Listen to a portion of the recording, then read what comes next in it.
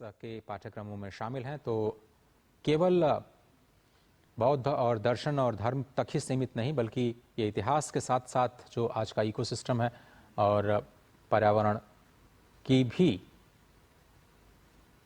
विरासत को आगे बढ़ाने के लिए एक अध्ययन केंद्र के तौर पर यह विश्वविद्यालय जाना जाएगा। और आज प्रधानमंत्री नए परिसर का उद्घाटन करेंगे। बिल्कुल अत्याधुनिक तकनीक के साथ नेट जीरो का इस्तेमाल करते हुए इसको बनाया गया है। कार्बन न्यूट्रल आर्किटेक्ट और अपनी जो प्राचीन भव्यता है वास्तुकला के जरिए, वो भी पूरी दुनिया को एक बार फिर से स्पष्ट नजर आएगी। प्रधानमंत्री इन तस्वीरों में उस भव्य इतिहास की जानकारी लेते हुए, जिसके अवशेष आज सिर्फ कुछ खंडहर के तौर पर पूरी दुनिया के सामने आक्रमणकारियों के विध्वंस की वो कहानी कहते हैं, जिसमें कहा जाता है कि महीनों तक कई लाख पुस्तकें यहाँ के पुस्तकालय में जला दी गईं। निर्माण के खिलाफ आक्रमणकारी जो सोच है, उसके ऊपर एक बार फिर से सृजन के जरिए उन सभी विध्वंसकारी सोच का मुकाबला करने के लिए भारत एक बार फिर से खड़ा हुआ है। और आज बिहार के लिए अत्यंत महत्वपूर्ण दिन।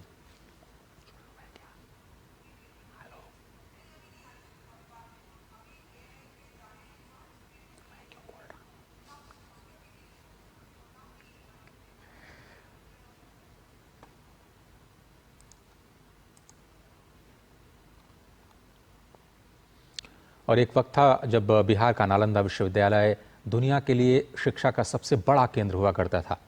और 815 सालों के लंबे इंतजार के बाद एक बार फिर से ये शिक्षा का केंद्र अपने पुराने स्वरूप में वापस लौट रहा है। और इसीलिए आज का दिन बिहार के लिए, आज का दिन नालंदा विश्वविद्यालय के लिए, आज का दिन स्वयं भारत के लिए और इस विश्वविद्यालय से जुड़े उन तमाम देशों के लिए भी बहुत बहुत ऐतिहासिक है। इसके नए परिसर का उद्घाटन अब से थोड़ी देर बाद प्रधानमंत्री नरेंद्र मोदी के हाथों होना है।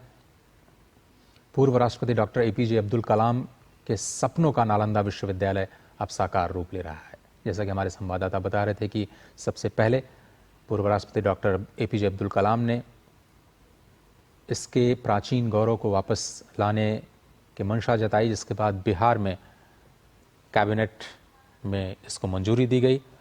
और इस पूरे विश्वविद्यालय का अगर आप इतिहास देखें तो शिक्षा के प्रति जो भारत का दृष्टिकोण है, ज्ञान परंपरा के प्रति जो भारत का दृष्टिकोण है, सामाजिक समरसता के साथ विश्व बंधुत्व की भावना को केंद्र में रख करके ज्ञान के प्रचार और प्रसार का जो भारत का एक आउटलुक है, वो एक बार फिर से पूरी दुनिया को स्पष्ट तौर पर दिखाई देगा। जहां आज दुनिया प्रोटेक्शनिज्म के साथ अपने आप को जोड़ करके देखती है, बात की जाती है उन तकनीकों को, उन ज्ञान को अपने तक सीमित रखने की और उसका फ़ायदा सिर्फ और सिर्फ अपने देशों तक सीमित रखने की, अपने देश की व्यवस्थाएं, अपने देश के समाज के लोगों का केवल भला करने की जो एक परिपाटी, एक नई परंपरा आज के इस आधुनिक युग में शुरू हुई है।